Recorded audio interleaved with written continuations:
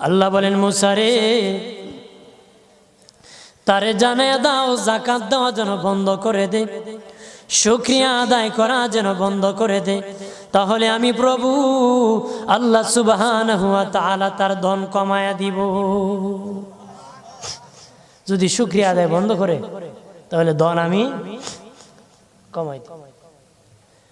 এরপরে মুসা নবী বলে ও মালিক, আল্লাহ একজন মহিলা বলেছে তার গরিব মানুষ গরিবী হালত যায় না, যত ইনকাম করে তার একটা ভাঙ্গা ঘর ভালো ঘর বানাইতে পারে না গো। ও প্রভু কি করলে তার ঘর উন্নতি হবে, তার অবনতির থেকে উন্নতি হবে? আল্লাহ বলেন মুসা রে মহিলারে জানিয়ে দিও তারে আমি যা দিয়েছি তার উপর যেন সে শুকরিয়া আদায় করে।